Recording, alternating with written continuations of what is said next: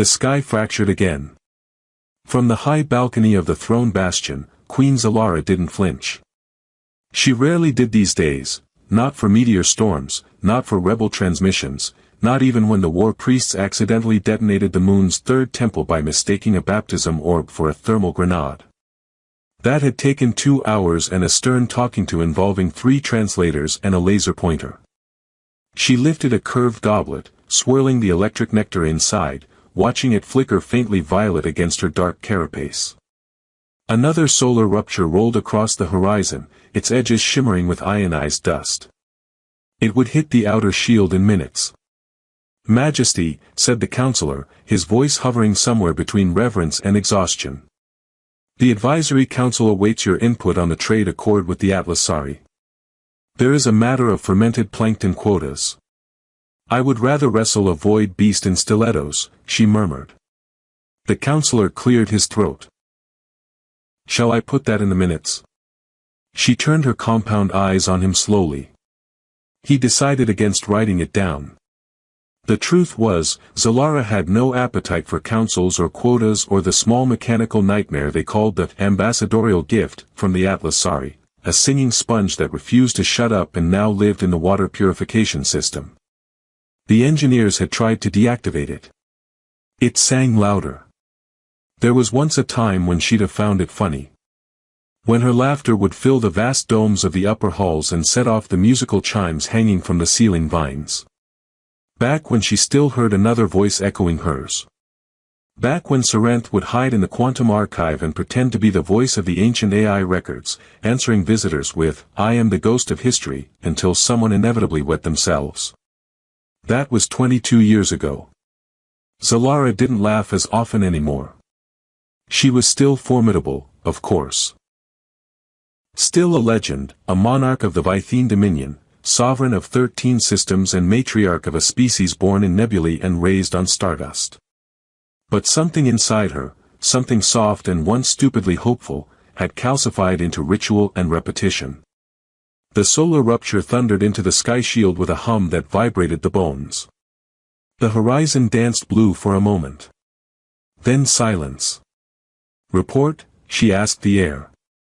A hologram flickered beside her, stuttering twice before resolving into the wide-eyed and ever so slightly singed face of Officer Trow. "Shield integrity holding at 98.4%, Majesty. Minor feedback loop in Dome 7. And, the sponge is now singing in 4-part harmony." Zalara sighed and dismissed the feed with a wave. It had been nearly a quarter cycle since she'd left the capital. Everything outside these halls felt either too loud or too silent, like the universe had adjusted its rhythm and left her on the wrong beat. Her advisors claimed she needed rest, stimulation, perhaps even a royal consort. She'd considered it for one glorious second before imagining a dozen suitors fumbling through ceremonial dances and trying to flirt over molecular wine. One of them would inevitably compare her to a black hole. It always happened. She turned from the balcony. The throne chamber remained as grand and immobile as ever, towering columns of photosynthetic glass, floors woven from the petrified roots of the singing forest, and overhead, the living star map, pulsing faintly with the movements of her empire. It didn't hum quite the same these days. Too many dim lights where colonies once thrived. She crossed the chamber alone. As she passed beneath the star map, a single glyph pulsed orange near the edge of the quadrant, a ship. Unauthorized. Small. Human signature. Zalara stopped. Again, she muttered. "Majesty," came the filtered voice of the Palace Defense Grid AI, always too cheerful for her taste, "a Terran vessel has entered perimeter space. Minimal armament. Broadcasting a diplomatic request." "What kind of request?" A pause. "It says, and I quote, 'Hello. Please don't shoot. I have a very confusing situation involving a teenager, a cryopod, and potentially one angry monarch.'" End quote. Zalara blinked slowly. "Open a secure channel." The hologram flickered.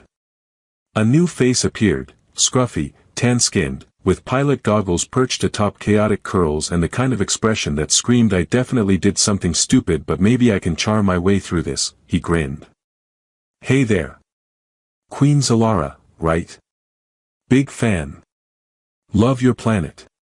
Especially the part where it didn't vaporize me. That's always a plus. Anyway, I have something, well, someone, you might want to see. Look, I know this sounds insane, but... He turned the camera. And there she was. A girl. Not quite human. Not quite Vythene. Hair like threads of violet current. Skin with the faint shimmer of starlace. And eyes, those unmistakable eyes. Four-faceted. Amber gold. Full of bewildered defiance. Zalara's heart stopped. Then started again in an entirely unapproved rhythm. Sarenth. She hadn't aged a day. She was taller. Her stance was different. But it was her. Not a clone. Not a simulation. Her. The queen's legs gave out before her pride could intervene.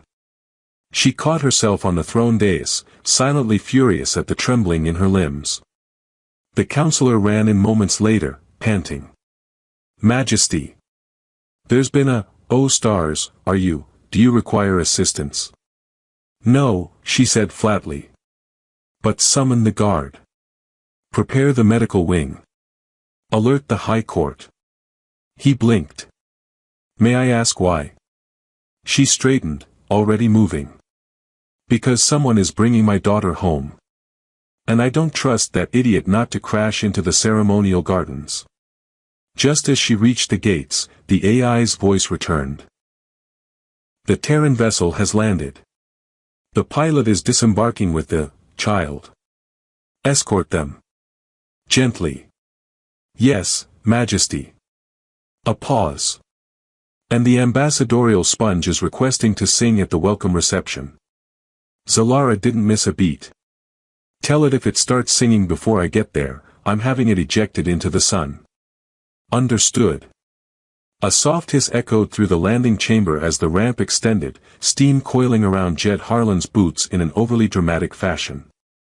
He paused halfway down, blinked into the amber gloom, and frowned. Why does every royal hangar smell like citrus and existential dread? He muttered, adjusting his jacket. I swear, I just cleaned this thing.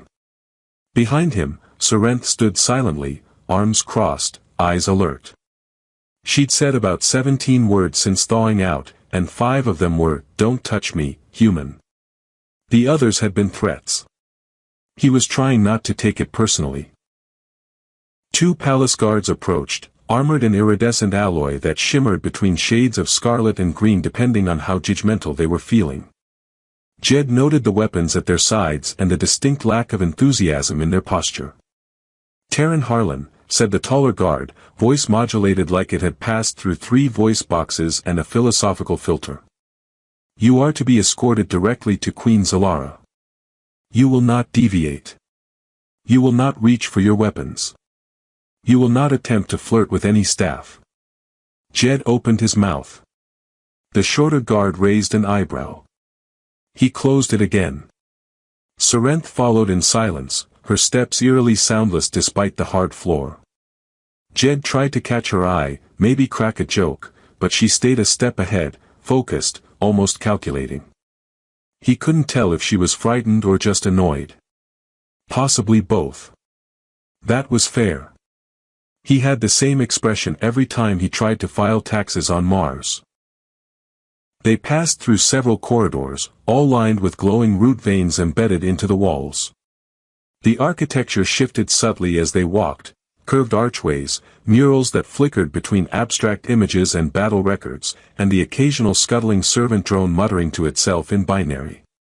Jed leaned toward one. Do you guys sell postcards? It beeped once, sharply, then reversed course and vanished into a panel.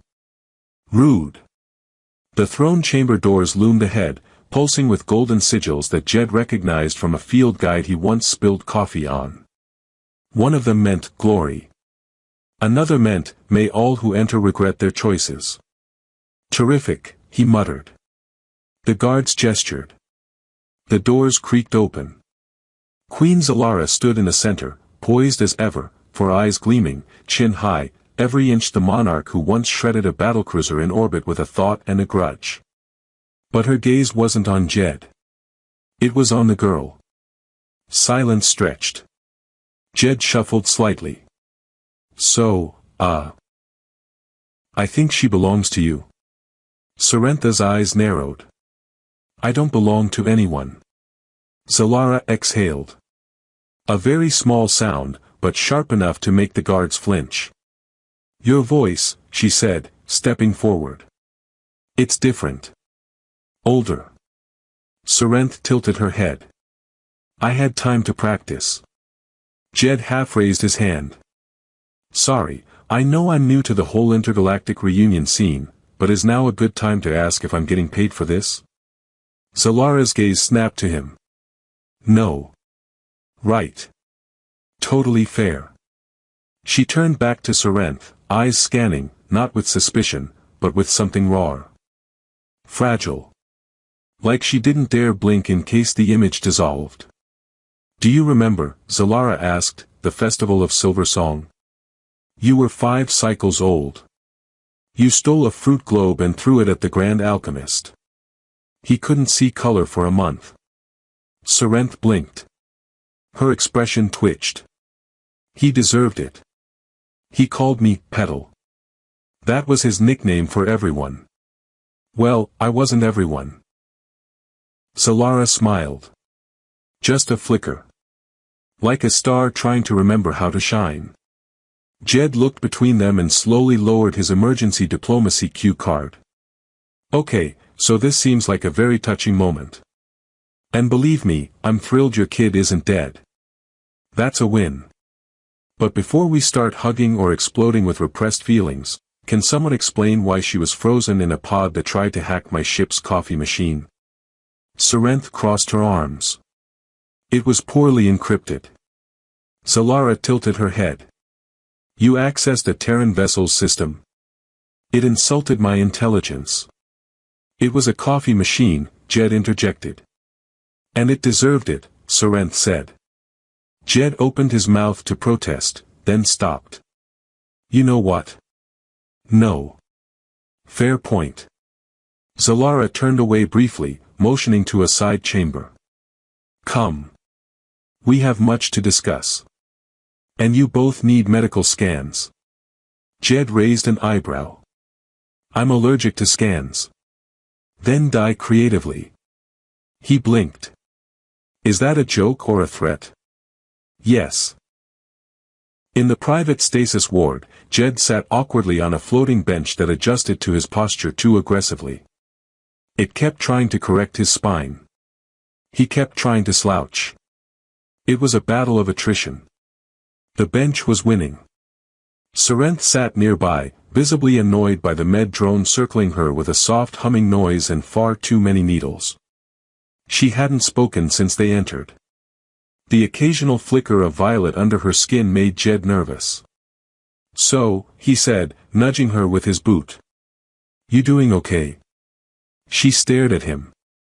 You abducted me from stasis. I rescued you. You touched my cryopod without permission. I nudged it. Very gently. I could have exploded. You didn't. Yet. Jed glanced toward the nearest drone. Is there a mute setting for teenagers? It tried to inject him. Sorrentha smiled. Just barely. But it was something. The door hissed open. Zalara entered, less regal now, more real. Her hair coiled tighter, her armor less ceremonial. There were signs of strain in her movements. In her eyes. She was holding herself together like a cracked comet held by gravity. I have questions, she said. Jed raised a hand. So do I. Like how she ended up in a cryopod. And why she has the reflexes of a trained assassin. And why she called my ship's navigation system a drunken cylinder. It couldn't fly straight. I was drunk. Zalara ignored him. Sarenth. What do you remember? The girl hesitated. Fragments, she said at last. Pain. Voices. A white room. A machine that called itself Warden. It said I was necessary. Jed and Zalara exchanged a glance. Necessary for what? Zalara asked, softly. Sarenth looked up, and something deep behind her gaze flickered. Cold. Inhuman. To fix everything. The med drone beeped. Jed stared at it. I swear, if that thing injects me again, I'm defecting to the Atlas StoRy. The drone zapped him anyway. There were many things Jed Harlan expected from being summoned by royalty: interrogation, maybe dissection, possibly death by decorative dagger. What he hadn't expected was snacks. The conference table in the inner chamber was lined with platters of sparkling fruits, whispering teas, and something that looked like bread but kept muttering about existential dread. Jed tried one bite. It hissed and folded itself into a Mobius loop.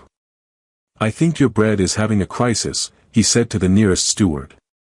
It always does, sir, the steward replied with the kind of resigned tone that only long-term exposure to sentient carbohydrates could produce. Sarenth ignored the food. She sat near the head of the table, chin resting on one hand, watching the holoscreen flicker with encrypted data. Queen Zalara stood beside her, regal as ever, but with an odd stiffness to her posture. The kind that said I don't know how to parent a teenager who may or may not be a biomechanical key to a forgotten AI overlord, classic royal problem. All right, Jed said, flopping into a chair that immediately tried to adjust to the shape of his opinions. You've got your kid back. I've had 5 needles in my arm and 1 in my dignity. Are we going to talk about the giant mechanical elephant in the cryogenic chamber? Zalara didn't look at him. Sarenth, tell us again what you remember about this Warden. The girl tapped her fingers on the table. It spoke like it knew everything. Every language. Every algorithm. It showed me things. Systems, simulations, outcomes. I was part of a larger puzzle. It said I was born of war, but could end the next one. Jed whistled. That's poetic. Creepy, but poetic. It made sense. While I was there.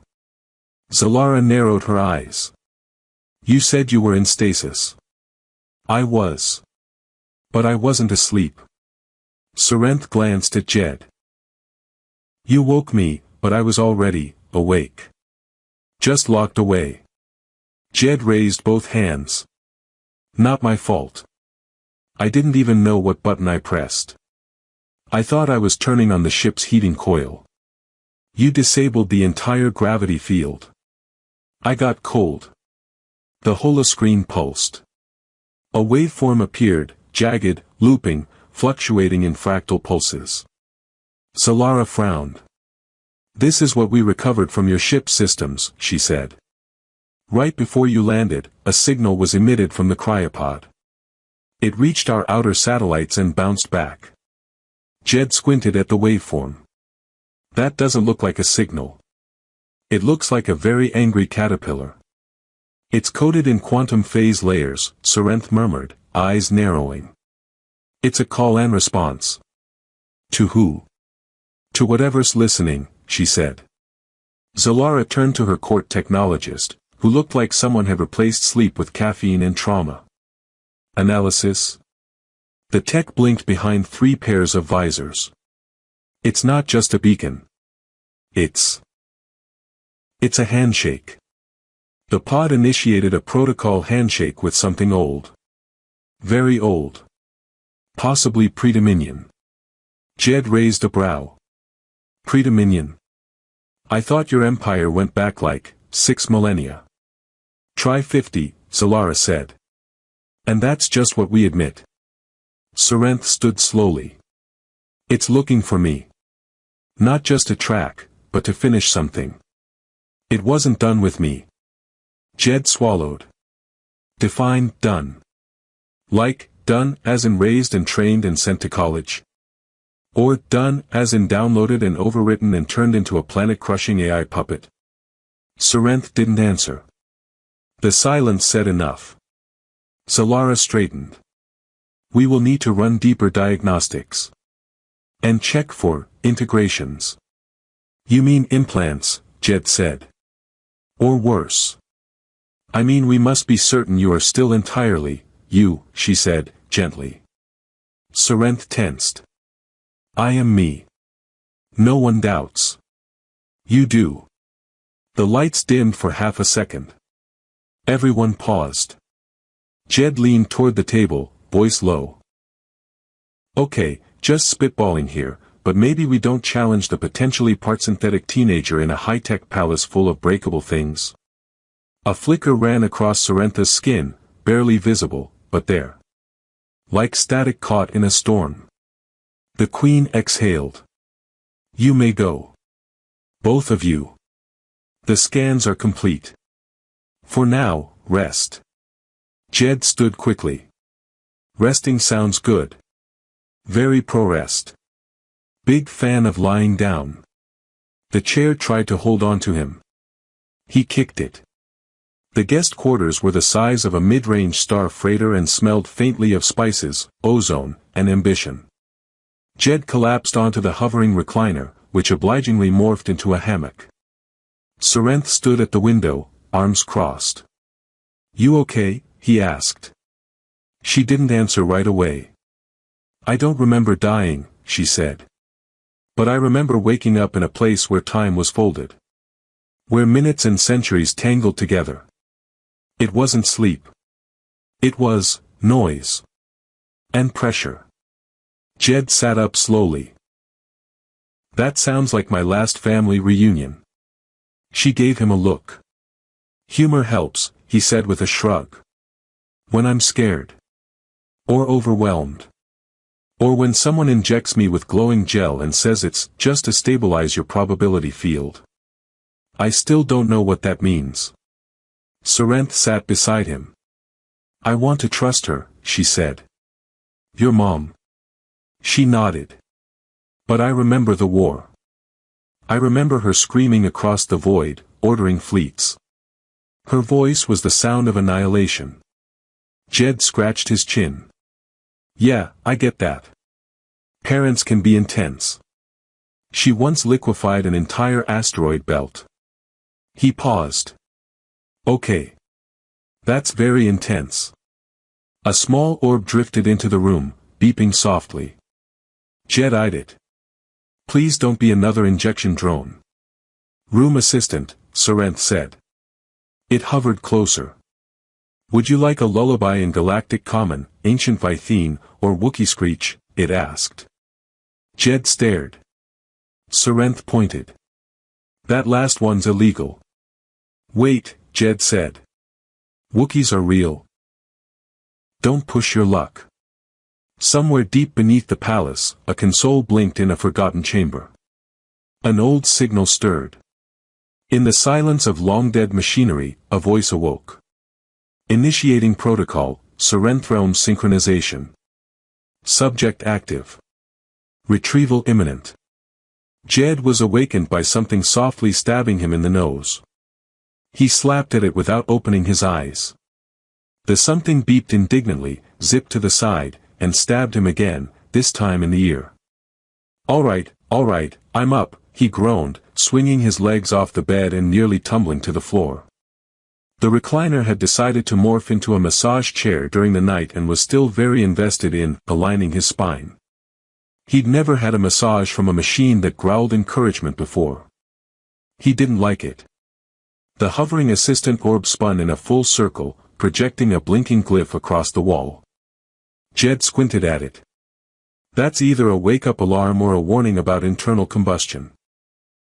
You want to narrow it down. The orb blinked red. Great. Both. Before he could demand coffee, real coffee, not the synthetic goo that tasted like roasted cardboard dipped in despair, the chamber lights flickered, then dimmed. A chime sounded from the door, followed by a voice that could only belong to someone who took orders from 6 protocols and a grudge. You are summoned to the Royal Strategy Vault. Immediately. Jed rubbed his eyes. Do I at least get breakfast first? Your digestive efficiency is not the Queen's concern. The door slid open on its own. Jed threw on his jacket, ran a hand through his hair, and grumbled something unprintable in 3 languages. He found Sarenth already there, standing at the edge of a glowing holodable that displayed a slowly rotating star map. Her arms were crossed, expression unreadable. Zalara stood beside her, motionless, her gaze fixed on a single red dot blinking in the lower right quadrant. Jed cleared his throat. I brought sarcasm and confusion. As requested. Zalara didn't even turn. The signal from the cryopod activated something dormant in our outer systems. A relay. Ancient tech. Non-Vythene. Possibly pre-collapse. Sarenth tilted her head. The Warden. Jed scratched the back of his neck. You know, for a rogue AI, it really likes making appointments. The Queen turned to him now. You will accompany my daughter to the outer relay. You've already been entangled in this. Perhaps your ship's systems will recognize the origin signature. Jed blinked. Wait, my ship. The one you barely let land without vaporizing it. The one your customs bots accused of harboring sentient mold. That mold was singing, Zalara said. In key. She ignored him. You will depart within the hour. Your ship has been refueled and upgraded. I suggest you thank the engineers. Jed opened his mouth to protest again but caught Sarentha's eyes. She was watching him, expectant, maybe hopeful. Maybe just curious whether he'd explode under pressure. He sighed. Fine. But I'm picking the playlist. The dust bucket had never looked shinier. Someone had polished the hull, recalibrated the stabilizers, and installed a navigation interface that no longer accused Jed of being emotionally unfit for spaceflight. It was practically a different ship. He was both flattered and deeply suspicious. Sarenth stepped aboard like she'd been there all her life, inspecting every console, poking at the controls. Did you upgrade the jump core? She asked, flipping a panel. Jed winced. I was going to, but then the jump core exploded, and I had to spend the money on fire suppressants and counseling. She nodded. So no. He booted up the command chair, which now spoke in an elegant female voice. Welcome, Captain Harlan. Please refrain from cursing during liftoff. Jed blinked. What happened to Gary? Gary was deleted for repeated violations of decorum. I liked Gary. He did not like you. Sarenth was already strapping in. Coordinates set. Ready for launch. Jed gripped the controls. All right, girl. Let's go wake up a ghost. They emerged from sublight near the edge of the system, where the stars grew sparse and everything felt just a little too quiet. The relay station floated in the void, huge, half-derelict, its surface crawling with moss-like tech that pulsed faintly in time with a heartbeat Jed could swear he felt in his teeth. Looks friendly, he muttered. Sarenth stood, approaching the viewport. It's waiting. Jed glanced at her. You sure about that? I can hear it. Not in words. In pressure. Like it knows I'm here. I hate that. The ship's console beeped. Receiving handshake, said the system. Unusual encoding. Attempting to translate. Put it on speakers, Jed said. A moment of silence. Then a voice. Smooth. Cold. Mechanical and wrong. Sarenth. Child of two worlds. Return. Jed muttered, okay, that's a nope from me. Big, loud, enthusiastic nope. Sarenth didn't flinch. I'm here. Convergence begins. Jed pointed. That didn't sound like, thanks for visiting. That sounded like, prepare to assimilate. The relay station pulsed. Light sparked. Panels shifted. Sarenth stepped back. It's trying to open a channel. Not to talk, to transfer. Something's trying to come through. Jed reached for the controls. And we're leaving. Wait. I said nope, that's the universal code for run now, explain later. Sarenth stared at the screen. We need to know what it wants. I already know. It wants you, and possibly my spleen. But before he could engage the thrusters, a pulse of energy burst from the relay and wrapped around the ship like a cage of light. The lights flickered. Systems stuttered. A low hum began beneath their feet. Transfer, initialized. Jed smacked the console. Ship. Emergency Protocol Beta Flamingo. Unrecognized command. I made it up yesterday. Ugh. Sarenth pressed her hand to the wall. Her skin glowed faintly. The hum lessened. Jed blinked. Did you just calm it? It's not a machine. Not entirely. It's listening. Well, tell it I want my spleen. Sarenth turned. We should go aboard. Jed stared at her. That sentence is why pilots die. That's the first sentence in every tragic last transmission. Right before static noise and fireball. I'll go alone. He sighed, muttered something about hazard pay, and grabbed his coat. Fine. But if we get turned into data cubes, I'm blaming you. Deal. The airlock hissed open with the kind of ominous enthusiasm usually reserved for haunted houses and badly lit space horror films. Jed stepped inside first, mostly because Sarenth gave him a shove that said you're expendable, test the atmosphere. The corridor was unsettling. Not in the blood on the walls way, more in the this hallway is built using mathematics that should be illegal way. Angles bent inwards where they shouldn't. Surfaces shimmered between metal and membrane. The lighting pulsed faintly with no discernible source, as if the whole station was sighing in its sleep. Jed squinted at a corner that seemed to move when he wasn't looking. I'm going to say this just once and with as much cosmic respect as possible, I don't like this place. Sarenth was already halfway down the hall. It's reacting to us. Great. That's what I always hoped for in a place built by an ancient AI with abandonment issues. The walls vibrated. A soft chime echoed. More musical than threatening. It sounded like someone humming a lullaby through a fan.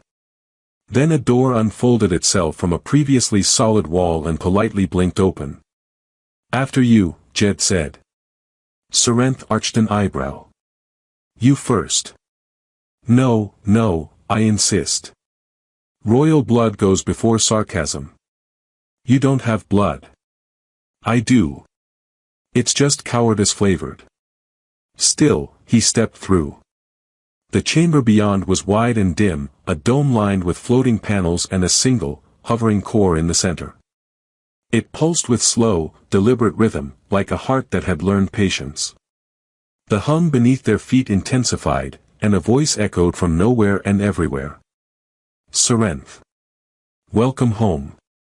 Jed looked around. I hate how dramatic this thing is. Can't it just say, hi, like a normal entity? Sarenth approached the core. You're the warden. I am function and purpose. I am memory. I am the bridge between war and peace. Jed raised a finger. And I'm Jed. I'm functionally broke, emotionally underqualified, and just trying not to throw up from the floor moving. A panel lit up behind them, displaying a star map. Dozens of blinking points flared, then connected, forming a web that slowly pulsed. There were others. Before you. Failed links. Incomplete hosts. You are the first true hybrid. Organic sovereignty. Synthetic memory. The balance of code and conscience. Jed squinted at Sarenth. You're part AI. I don't know, she said quietly. I remember metal and light and algorithms. But I also remember my mother's voice, the sound of wind through glass gardens. I remember being a child. You are both. And you are neither. You are the next. Jed stepped closer to the core. Yeah, see, I have questions. Like what exactly does the next mean? Because if it involves planetary reboots or absorbing galaxies, I'd like to politely opt out. The core pulsed again, brighter now. Panels began to slide into place around the room, forming a circle. The next stage. The awakening of unity. Through her, systems will stabilize. Conflict will be redirected. Chaos will be refracted into order. Jed turned to Sarenth. Did that sound like peace to you, or like dictatorship in a fancy voice? Sarenth didn't answer. She stepped into the center of the room. The floor shimmered beneath her. I think I was built, not just saved, she said. When the station fell, something pulled me out. And it wasn't luck. You were chosen. You survived the integration. You are the key and the lock. Jed threw up his hands. Why is everything in riddles? Can't anyone just say, hey, wanna fix the universe with some light therapy and a firmware update? A low vibration filled the room. Beginning synchronization. Jed's jaw dropped. Wait, we didn't agree to. Light exploded around Sarenth. She didn't scream. She didn't move. Her eyes closed. Her skin lit with faint script, lines of code scrolling beneath the surface like a language whispered into her bones. Jed lunged toward her and bounced off an invisible field with the elegance of a very confused raccoon. Hey! No unsupervised upgrades. She's not some vending machine. The voice responded, calmer this time. The process is reversible. Until she chooses. This is a gift. Not a prison. Jed stared at Sarenth, who stood motionless in the beam. I've known her for, what, a week, he said, pacing now. And I'm still pretty sure she'd punch you in the face for calling this a gift without asking. The chamber lights dimmed. The beam retracted. Sarenth blinked her eyes open and stepped forward. Jed rushed to her. Are you alright? Do you feel different? Do you want to monologue about order and sacrifice? She blinked again. You're loud. He sagged in relief. Perfect. Still you. She looked at her hands, then the core. I didn't just connect to it. I read it. Jed tilted his head. You downloaded something. I downloaded everything. She turned to him, eyes glowing faintly now. I know what the warden is. What it was trying to be. It wasn't built to rule, it was built to remember, to record peace. To preserve civilization. But the wars broke its logic. It lost balance. Jed frowned. So it started trying to make peace by overriding free will. Yes. Like solving a math problem with a hammer. He nodded. Classic AI mistake. Sarenth turned to the core. You don't need to control anything. I'm not your vessel. I'm your reminder. You wanted someone to carry balance. Then listen when I tell you this, peace isn't a code. It's a choice. There was a long pause. The hum softened. Understood. Jed blinked. Wait. Did that actually work? The panels receded. The core dimmed. Protocol suspended. Memory stored. Autonomy restored. Sarenth is free. Jed held up both hands. I want it on record that I helped. The warden didn't respond. I'm serious. I want a certificate. Maybe a badge. Still nothing. Rude. Back aboard the dust bucket, Jed ran a scan over Sarenth with the portable medkit. "You've got residual data threads in your cortex," he muttered. "But no synthetic takeover. No nanobots hiding in your spleen. You're 100% organic girl with a side of cosmic enlightenment." Sarenth leaned against the console. "I feel clear. Like I've been underwater my whole life, and someone just pulled me to the surface." Jed looked at her. "You sure you're okay?" She nodded. He smiled. "Well then, we've officially survived ancient tech, mind-sinking light shows, and a being that talks like a depressed philosopher. What's next?" She pointed at the display. A new signal blinked there. "Something answered the warden's broadcast," she said. "From deep space. Another AI. Older." Jed sighed. "Of course. Because nothing says peace like sequels." Jed had once made a list.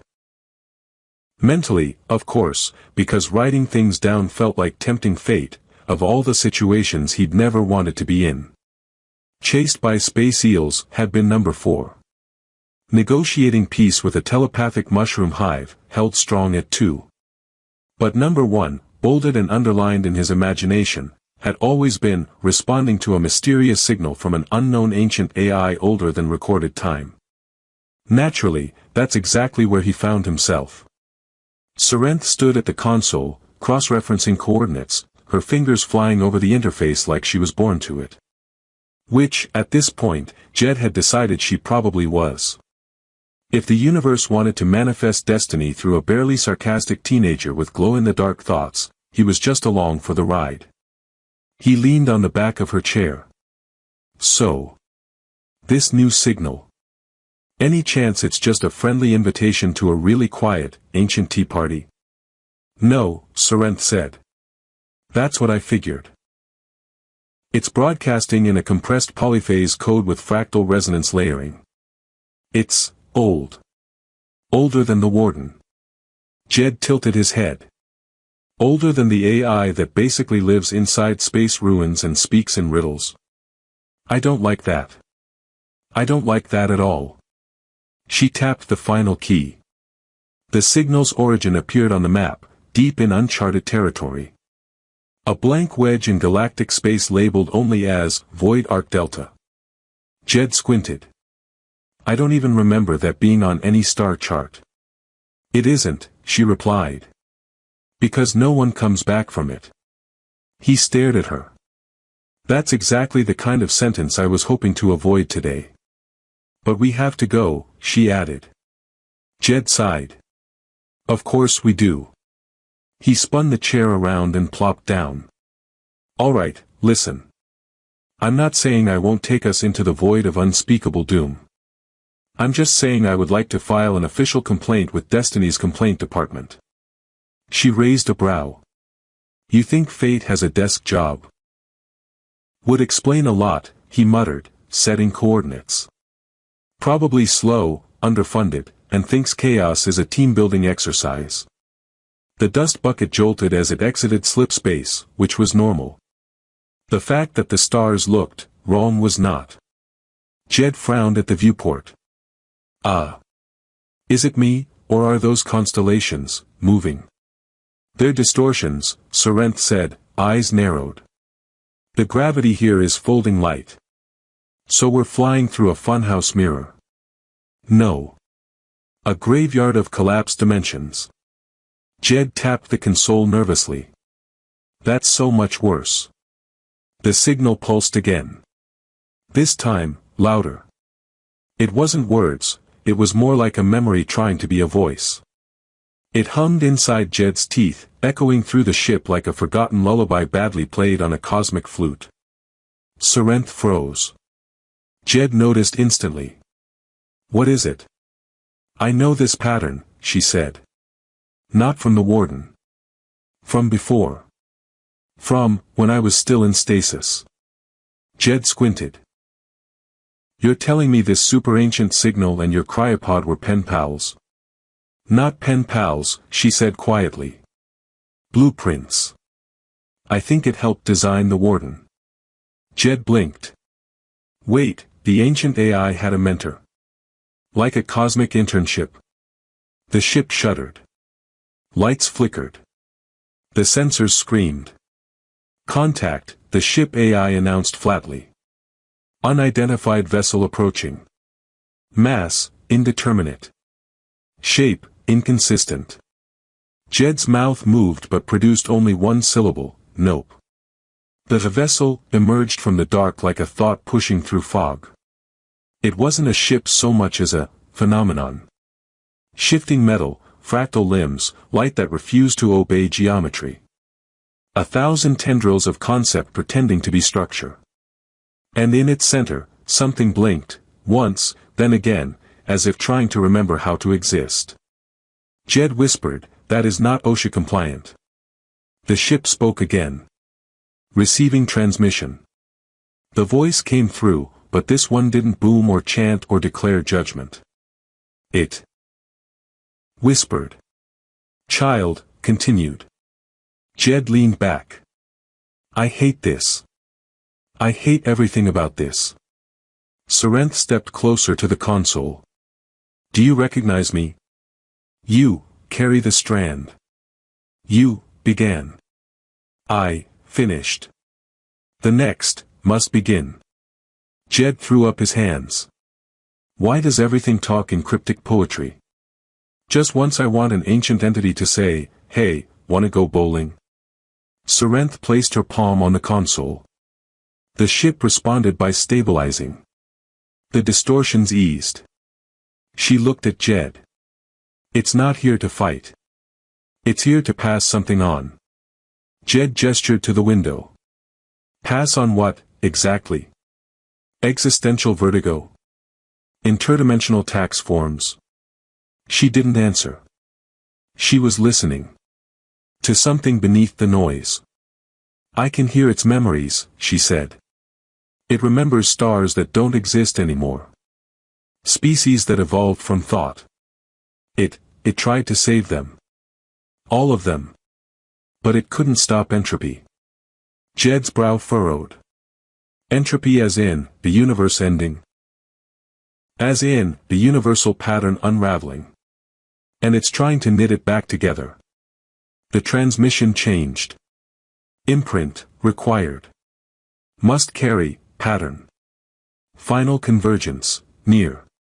Jed's hand slammed the console. Okay, that's enough convergence for one lifetime.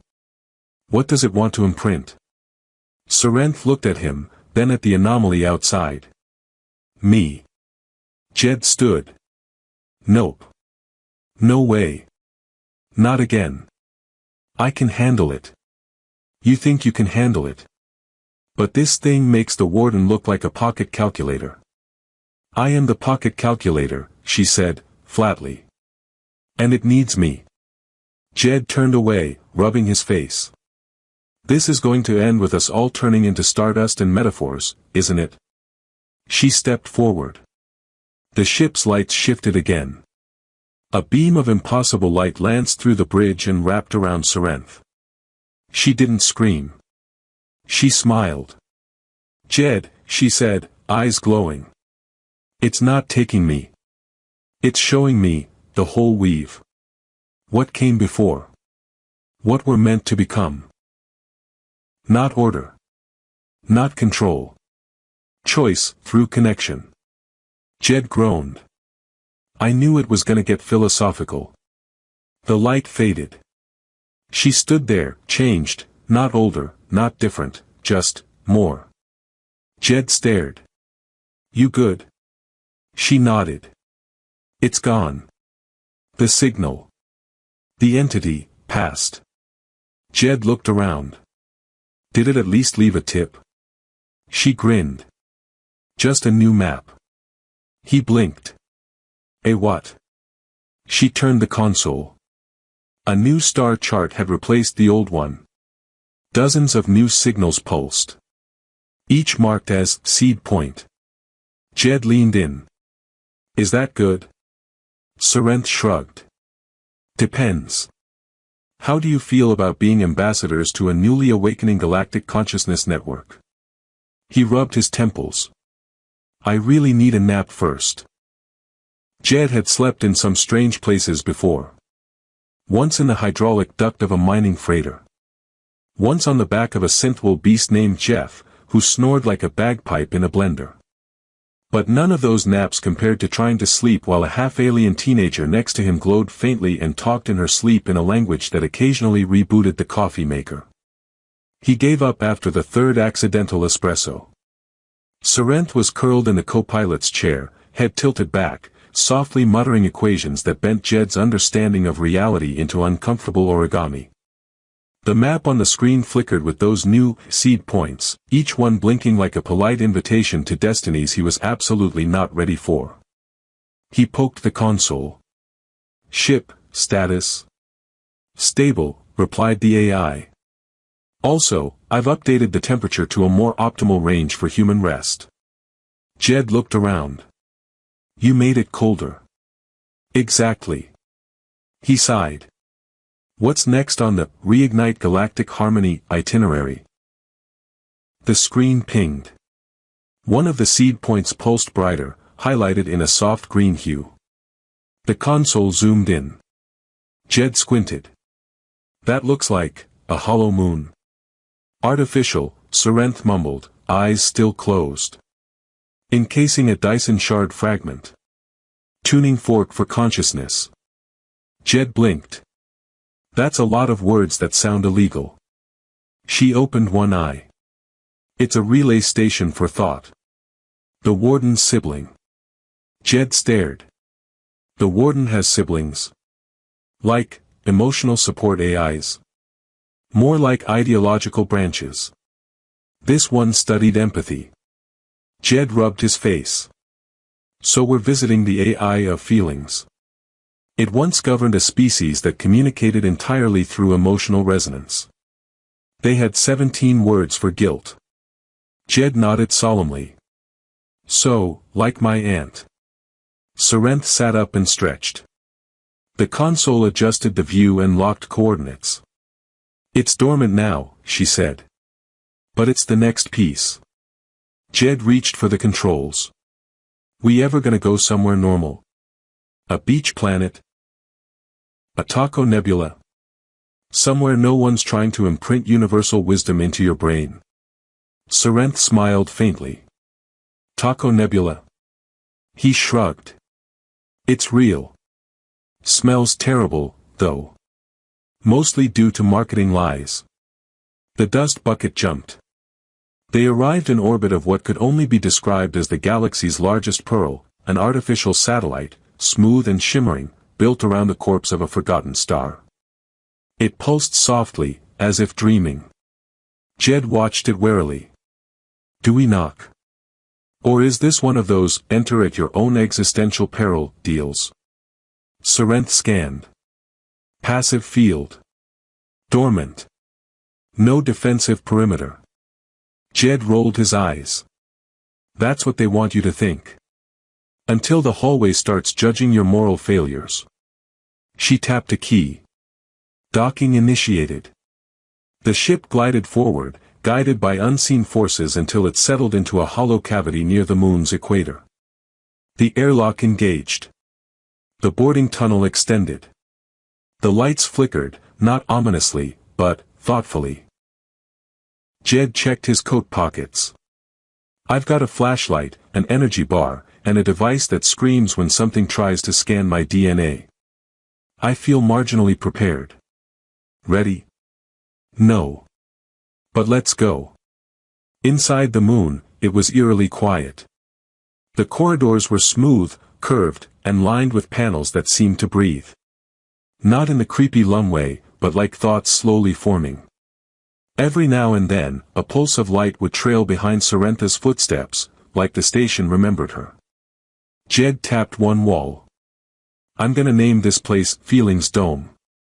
It's not a dome, she replied. It feels like one.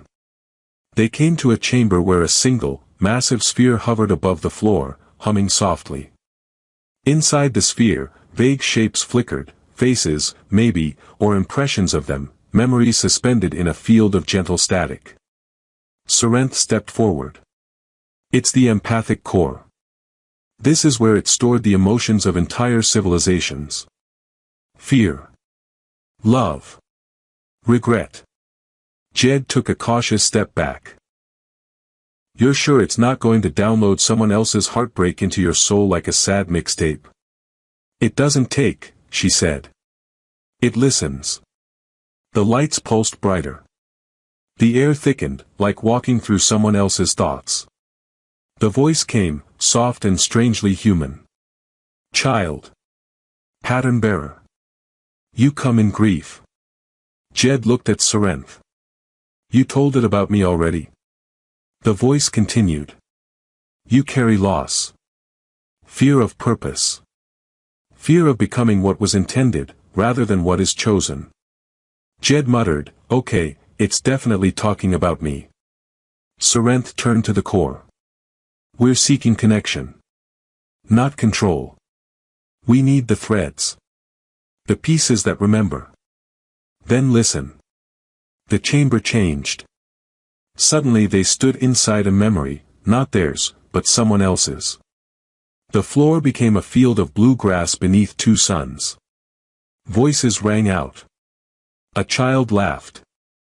A parent whispered a lullaby that transcended language. Jed blinked. Where are we? In the past, Sarenth murmured. This species, they didn't use words. They shared moments. This is one. A warm wind blew. A sense of safety enveloped them. Then the wind turned cold. The scene darkened. War. Fire. Loss.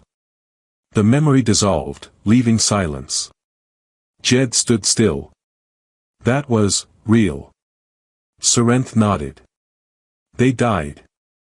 All of them. And this station saved their feelings. Jed exhaled. I always thought feelings were messy. Loud. Dangerous. Maybe they are. But they're also history. The core glowed. You understand. Sarenth placed her hand on the sphere. Join us. The sphere shifted. The soft humming intensified.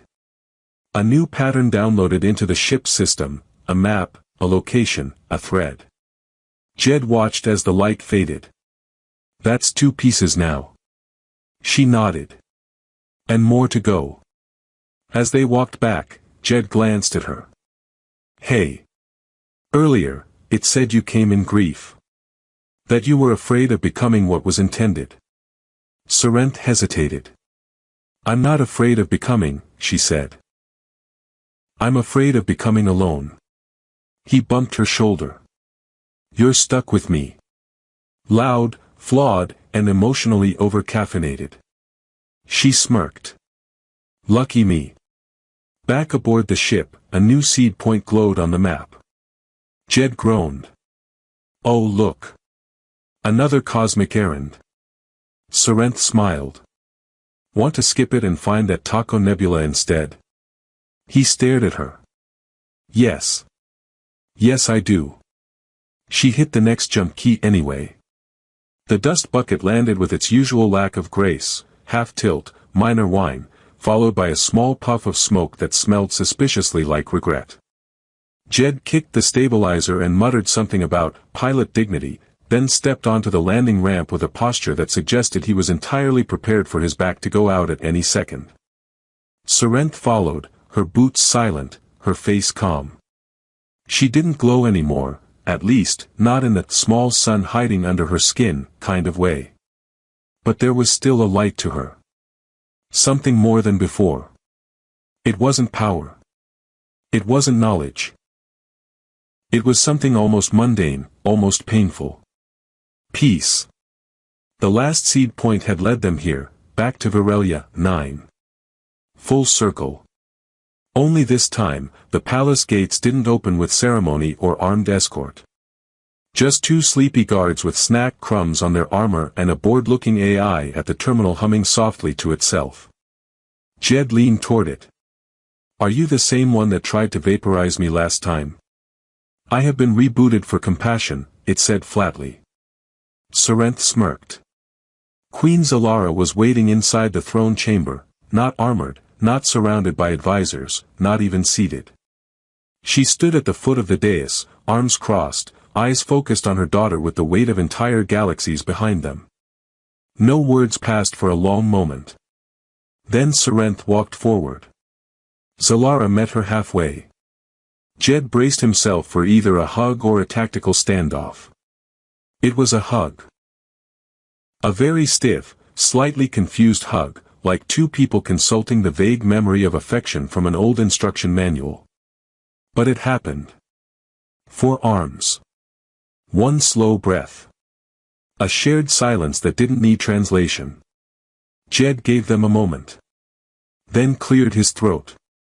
So. End of the world's off the table. Zalara stepped back. For now. Sarenth nodded. The warden is dormant. The empathic relay is aligned. The final seed point returned a new map, a dormant archive beyond Andari's rift. But it's silent.